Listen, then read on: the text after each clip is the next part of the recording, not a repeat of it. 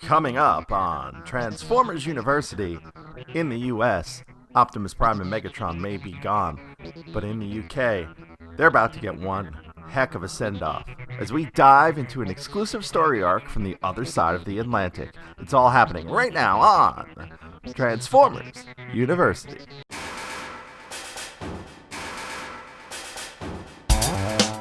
Hello, my friend, and welcome to Transformers University. I am your host, Anthony Brucali, owner, operator, madman behind TFU.INFO, the website, the toy archive. This podcast, the YouTube channel, and oh so much more.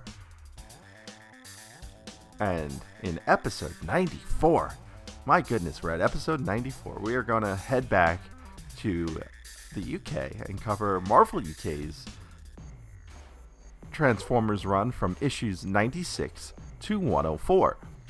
Now,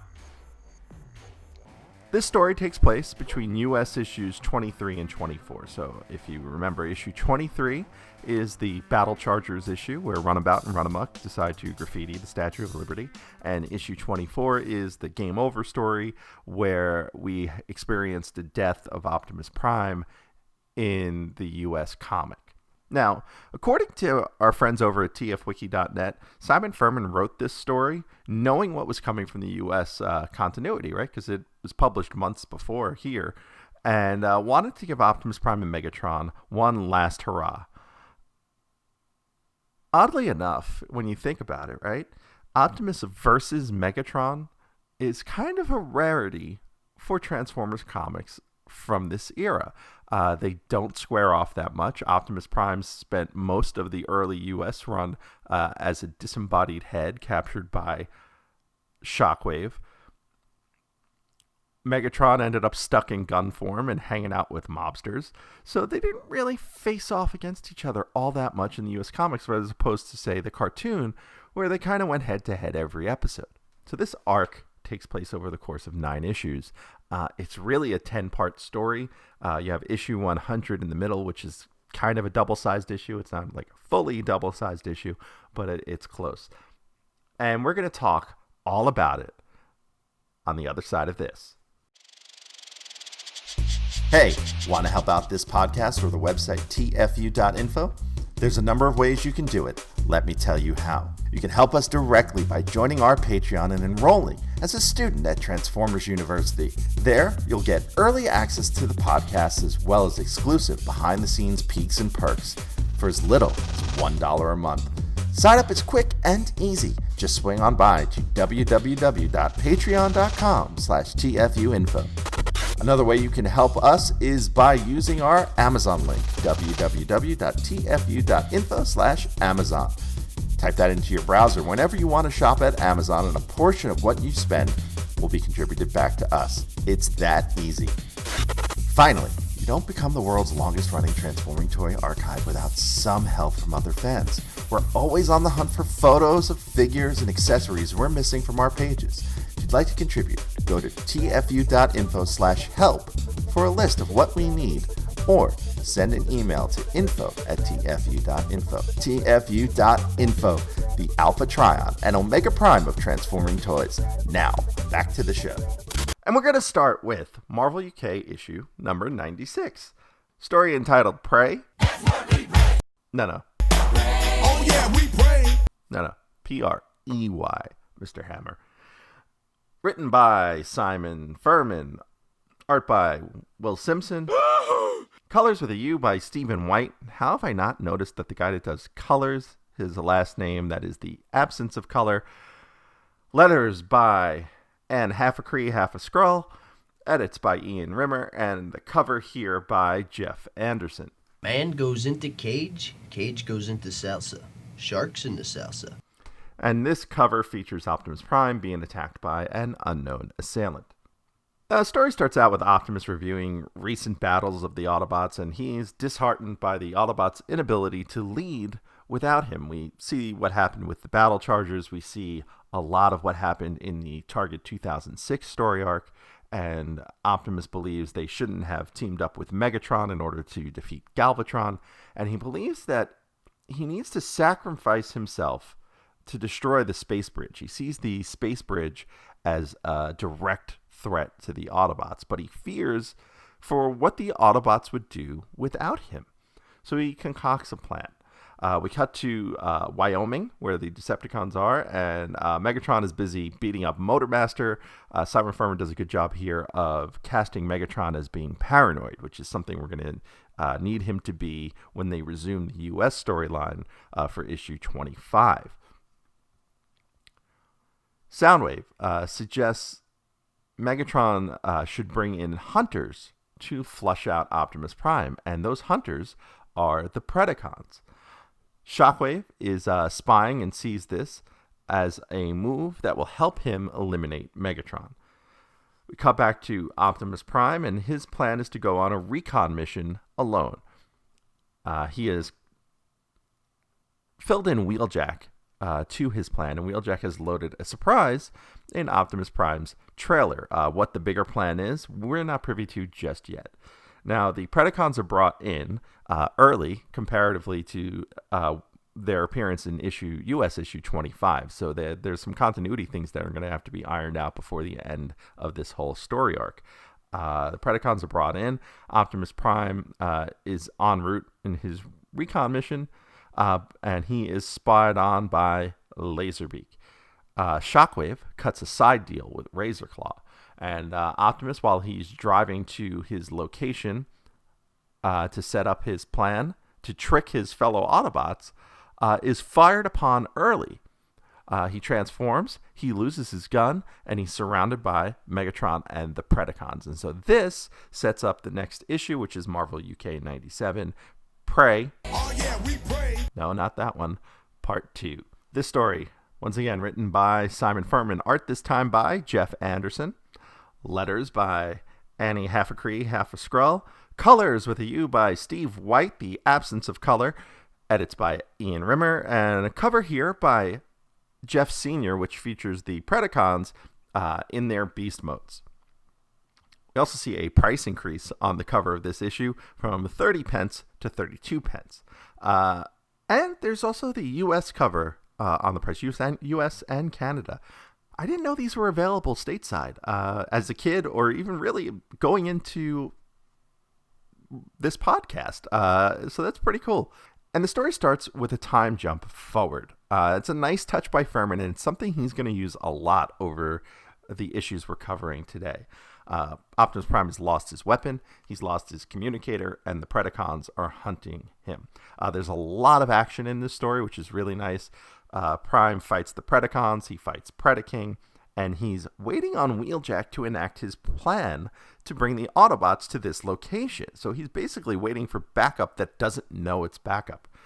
He fights his way back to his own trailer, which is also a nice touch that Optimus's trailer sits somewhere when he's in robot mode. It actually was just left where he crashed at the end of the last issue. And reveals that inside of the trailer is a replica of his body. It is a decoy meant to be destroyed as a lesson for his troops to figure out how to cope with his eventual death that he foresees happening sometime in the near future. As he does this, as he gets back to the trailer, he is ambushed by Megatron. The Autobots, they find a Prime body in parts on the ground. Is it him? Is it his decoy? We don't know. And that's where the story ends. There's also a Robocapers in this issue that I feel like it would be fun to talk about. Robocapers doesn't always do directly related Transformers things, but this is another one of those Transformers that didn't make the grade. And we have a bunch of fun ones with fun names that could easily be BotBots if they aren't already. We have Trax with an X, Trax, as the Autobot train. We have Chiller, an Autobot refrigerator. We have John, if you haven't figured out what he is a Decepticon toilet. Not the place I would ever want to encounter a Decepticon. And we also have Cold Top, who is an Autobot milk float. Now, what the heck is a milk float? Yeah, I had to look it up too. Milk float is a truck that transports milk that was used, I guess, in the UK and in Europe.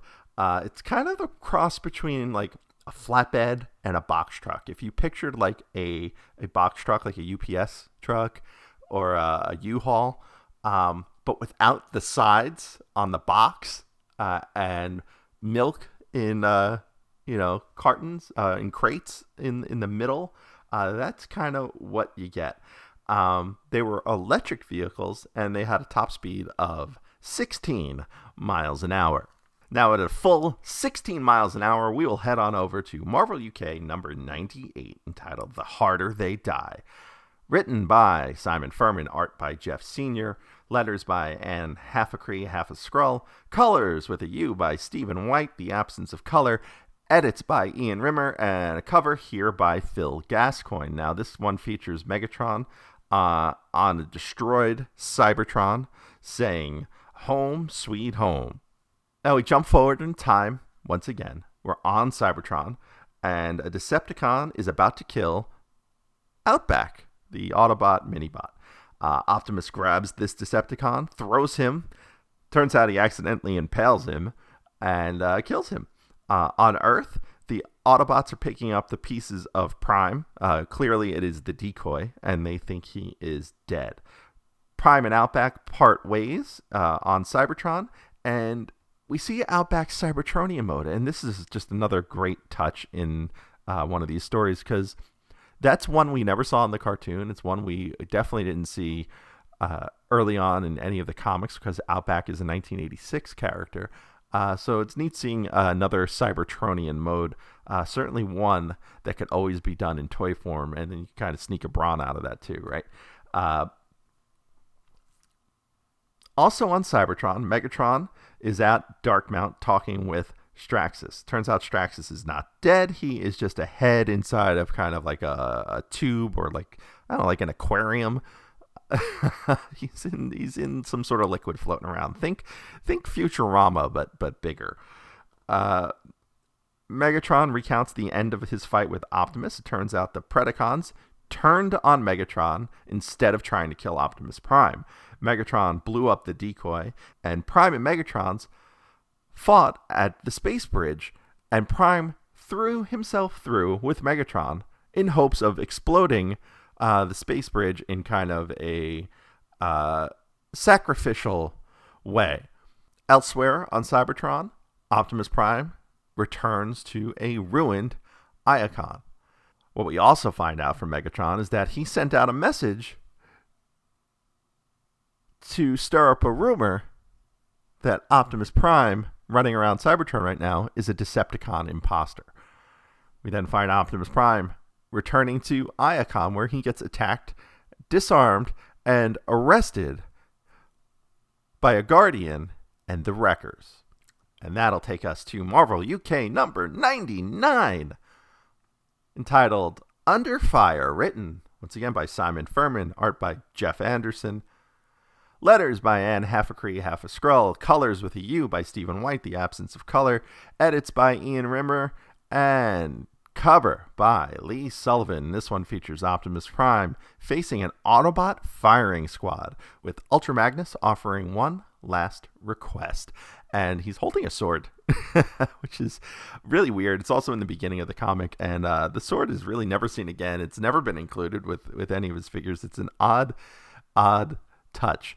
And this issue starts with Outback racing towards Iacon. We hear his inner monologue about cheating death, that he's basically lived this life of expecting to die and cheating death constantly. And Outback interrupts a firing squad, which is the Wreckers, about to fire on Optimus Prime. And this is where we see Ultra Magnus and his sword. Outback plants a device on Optimus Prime, which releases his electronic cuffs. He then throws a smoke bomb at the Wreckers, and he and Optimus Prime escape. This is spied upon by Ratbat. He sees Optimus and Outback fleeing, and Optimus is actually in his vehicle mode without his trailer. Ultra Magnus, not happy that this Decepticon imposter that he believes is not Optimus Prime, got away. Springer offers to take the Wreckers after him. Ultra Magnus decides, nope, he's going to do it himself, with 3 Guardian robots. He tells Springer to wait 20 breams before coming after him. Now, if you remember your Transformer timescale, 1 bream is equal to 8.3 minutes. That means 20 breams is equal to 166 minutes, which is 2 hours and 46 minutes. So Ultra Magnus has 2 hours, 46 minutes to get the Optimus imposter, as he believes, apprehended. At Polyhex, did I say Darkmount before? No, I did, but I guess I meant Polyhex. At Polyhex, Megatron is informed by Ratbat in his first UK appearance in this book about Optimus and Outback's escape. Megatron leaks some more info to his Decepticons about hunting the failed decoy. This way, everyone is now after Optimus Prime. We head back to Ultra Magnus, who's been thinking things through. Maybe he's wrong. He's not entirely sure. Just then, the Guardian robots that he brought with him attack Optimus Prime and Outback. Outback kills one, but gets severely damaged by the other. Optimus defeats the others and realizes Outback is dying, and with a dying Outback in his arms, vows to save him. And that is the end of issue 99, but that takes us to a huge issue 100, called Distant Thunder, written by Simon Furman, pencils by Will Simpson. Come on, Lisa! Monkeys! Inks by Tim Perkins, letters by Anne Half a Cree, Half a Skrull, colors with a U by Stephen White, The Absence of Color, edits by Ian Rimmer, and cover, and this is a nice one, this one is a wraparound cover by Alan Davis. Now, if that name sounds familiar to you, Alan Davis was an artist on the UK comic book Captain Britain with Alan Moore. He moved from Marvel to DC to draw Detective Comics in 1986, and then moved back to Marvel US and worked with Chris Claremont on his run on the X-Men. With Claremont, he co-created Excalibur, the Marvel Mutant team set up in the UK, and was the artist on most of that series. Another interesting note about this cover, the signature on the cover features Alan Davis and his son, Thomas Davis. And Thomas was a child at the time, so a lot of this must have been inspired by his son. There's a big Autobot and Decepticon battle scene on the cover. It's beautiful.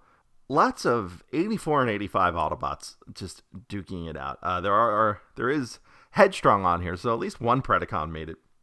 You have Brawn body slamming Soundwave. You got Megatron and Optimus fighting on the front cover. You got Jazz taking a punch to the face from an unknown fist. Bumblebee on the ground. Trailbreaker punching out Ramjet. Wheeljack fighting Thrust, which you can only tell because you see Thrust's leg. Otherwise, it looks like Wheeljack is doing some sort of gorilla pounding on his chest, like the Bushwhackers from wrestling. It's got Prowl. It's got Ravage. It's got 2 laser beaks. One of those must have been Buzzsaw, just miscolored, but it does have 2 laser beaks on the cover. It is just overall a pretty sweet cover. So I would say Google it, Transformers UK 100. You'll find it pretty quickly. And I, of course, will probably use some of this cover as the thumbnail for this episode. Now, once again, the story starts with a jump ahead in time. Optimus Prime has gotten out back to the area known as the Dead End, which is kind of like the Skid Row of Cybertron. Outback is dying, and Optimus tells him a story to give him hope. This story is where we find out where Optimus, Prowl, and Ratchet ended up when they disappeared during Target 2006. They're in an alternate dimension fighting these ape-like creatures with like bionic parts, and Optimus orders his fellow Autobots to not use their weapons. They will fight them off, but they are not willing to kill or injure these ape-like creatures. Just then, Shockwave, Thundercracker, and Frenzy, the blue one, arrive. They also all disappeared during Target 2006, and they just start killing everything. Optimus is not happy about this. He has a shouting match with Shockwave, and Shockwave offers him an alliance to return to Earth. And this is where Optimus gives us some exposition.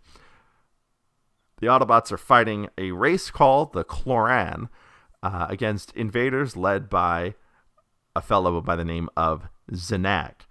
Zanag offers a way home via a device, but he wants the Autobots to kill the Cloran. And of course, Optimus, valuing life, refuses.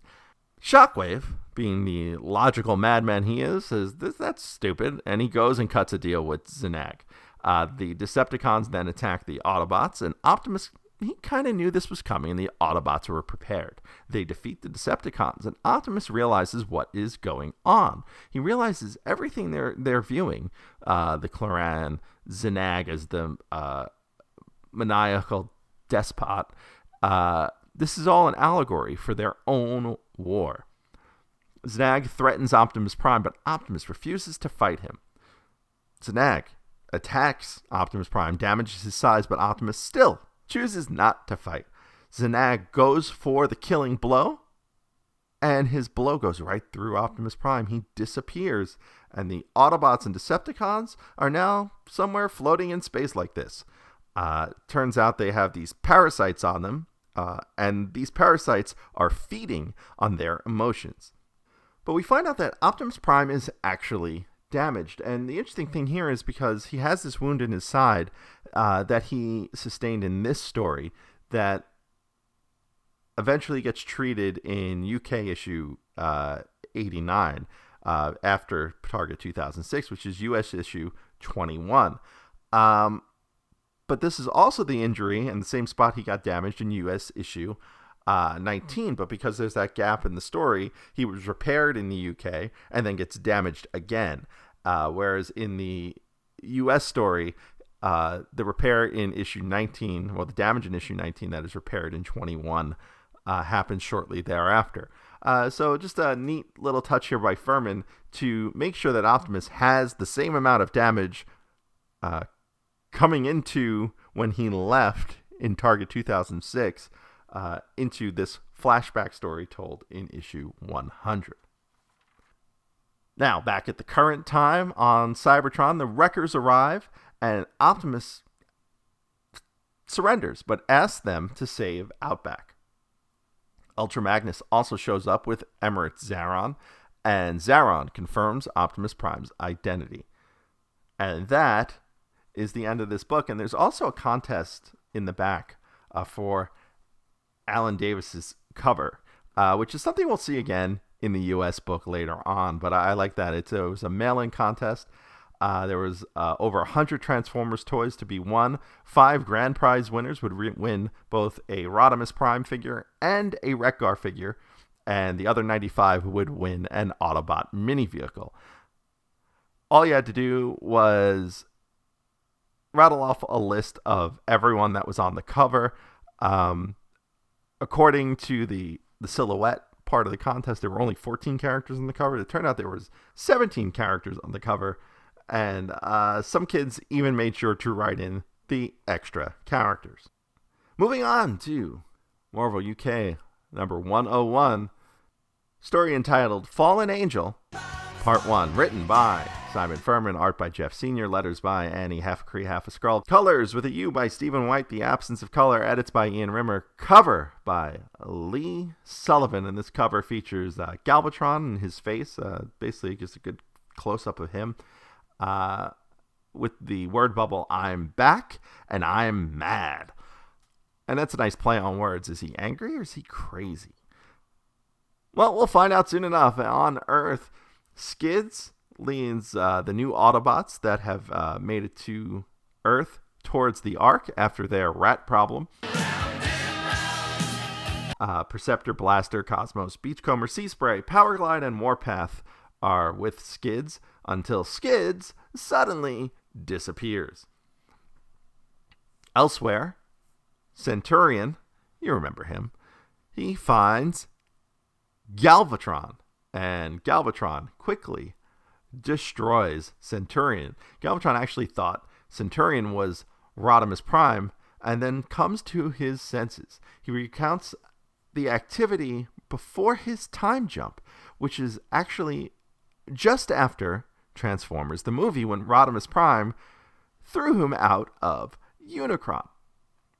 Galvatron walks away, and someone finds Centurion's head. Galvatron, however, finds the Autobots and attacks. The Decepticons on Earth, Shockwave and company, overhear the battle and make their way towards it. Galvatron is just too strong for the Autobots, but the Dinobots are here to take him on. And that wraps up 101 and takes us to 102, Fallen Angel, Part 2. This one features writing by Simon Furman, art by Jeff Anderson, colors with a U by Stephen White, The Absence of Color, letters by Annie Haffacree, edits by Ian Rimmer, and the cover here is by Jeff Sr. and features Galvatron on fire with a couple of Dinobots and some more word balloons, explaining that Galvatron is insane and that they need to stop him. And the story starts just like that. Dinobot fights the Galvatron with the help of Blaster. Blaster's Electro Scrambler makes Galvatron more insane. And the fight continues. The Dinobots are good, but they're not good enough. Then Swoop is contacted by Professor Morris, the human controlling Centurion. He still shares a psychic link with Swoop, which goes way back to one of the early UK stories we covered, where Professor Morris had taken over Swoop's body. He convinces Swoop to let him take over once again because he wants revenge for the destruction of Centurion. Swoop attacks Galvatron, and just then, the Decepticons join the attack. Galvatron flees, and Shockwave leaves, knowing Galvatron will return and will want revenge on the Dinobots first. And that is Fallen Angel Part 2 in a nutshell. It's an interesting story. I like the ties back to Professor Morris. It does give us a little break from Optimus and Megatron before we head back to them in the next couple of issues. And it starts to tie up some loose ends of missing Autobots from previous US and UK stories. Now, issue 103, Resurrection, Part 1, written by Simon Furman, art by Will Simpson, letters by Annie Haffacree, Half a Skrull, colors with a U by Stephen White, The Absence of Color, edits by Ian Rimmer, and cover here by Martin Griffiths and Robin Boutel. Now, Griffiths, we last saw him back in the 1986 annual with the story The Gift. That is the one where Jetfire is part of a new generation of Earthborn Transformers. That's one where we got emo Jetfire. Boutel recolored the Aerial Bots Over America cover for the UK, and I don't think we've really talked much about Robin Boutel. He worked for Marvel for about 20 years and now paints portraits of cats dressed up as royalty. No, really. Look it up. This cover features Prime and Ultra Magnus fighting side by side amid flames. And it opens with Octane unreliably narrating an Autobot attack on a Decepticon fueling station. And this attack is Optimus Prime and Ultra Magnus alongside the Wreckers. And I love this technique of using Octane to narrate and have his story be very unreliable. Basically, the art contradicts so much of what is in the text, and this is a good comic book technique. One current writers should really take a look at when doing any comics, really, but particularly Transformers comics. It gives the characters so much more personality, so much more life than just writing the story straight on. And of course, Straxas doesn't believe him, but he also doesn't care. He has this new device installed on his aquarium case thing, and he wants to just make sure it is working. Over at Iacon, the Autobots celebrate. But Prime, he's cautioning his fellow Autobots, and in the crowd, this is kind of cool. Tailgate is in the crowd. It's his first comic appearance, and Ultra Magnus, Optimus, and Zaron then hatch a plan to kill Megatron. On Earth, at the Ark, Blaster and company arrive and warn of Galvatron. At Polyhex, Megatron confronts Straxas. Straxas, remember that device he had installed on top of that aquarium thing? He fires it at Megatron. It implants his brain into Megatron's body. Together, they sing a little bit of Corey Hart. No, really, they were totally singing Corey Hart. Take a look at the screen grab. I'll post it on Twitter at TFU_info. Megatron, though, survives the attack, reaches into the tank, and crushes Straxas' head. But Straxas is still alive inside of Megatron. And this is going to lead to all sorts of weird continuity things later on, I think. And speaking of continuity things, that's going to take us to Marvel UK issue number 104, Resurrection Part 2, the final issue we will be covering in this episode of Transformers University. Written by Simon Furman, art by Jeff Anderson, letters by Annie, half a Cree, half a Skrull, colors with a U by Stephen White, The Absence of Color, and edits by Ian Rimmer. Cover by Jeff Sr. Features Optimus and Ultra Magnus cornering Megatron. And it kicks off with a splash page of Optimus Prime's funeral and grave. Ratchet gives a eulogy and Blaster comments about burial and how it's an Earth tradition and that Cybertronians really prefer to be blasted into space. It's a nice touch because Optimus's body, when he dies in issue 24, eventually gets blasted into space. The headstone's kind of cool looking. I'll do a screen grab of that too at TFU_info on Twitter. And overall, it's interesting to see a funeral that is different from the funeral presented in the US books. On Cybertron, Optimus sends the Wreckers out as a diversion. And in Polyhex, Megatron with Straxas in his brain, they fight for control of his body. It's a great way also for Simon Furman to do a recap of what happened last issue. One of the things the UK books does is there's usually one page in every issue dedicated to just kind of doing a recap exposition of the previous issue or two, or like kind of catch the reader up if it's their first time. It's a nice touch, and Simon Furman is really good at doing it where it doesn't interfere too much with the read. They only have 11 pages to work with in each issue, so doing that recap once every 11 pages, like if it was written for a trade, right, that would be really annoying. But if you realize they go week to week and they have to do this to catch up the reader, if it's their first issue, he is very adept at doing it quickly and getting it out of the way. Now, while Megatron and Straxas are having this mental battle, Ratbat sees this and believes Megatron is losing it. As Megatron wanders around Polyhex, he runs into Optimus Prime and Ultra Magnus. Ultra Magnus opens up a can of whoop-ass on Megatron. There's really no other way to put it. He beats the crap out of him. And Optimus about to kill Megatron for the greater good. But Megatron taps into his black hole energy. This is something that's in his tech spec, that he can tap into a black hole to power his fusion cannon, and continues to fight back. And this is something we don't really see that often, but it was pretty cool and really well done here. As the fight continues, Ratbat has Octane open the space bridge near them. And with all the black hole energy going on, there's a big explosion. Also just then, the Predacons return to Cybertron via the space bridge.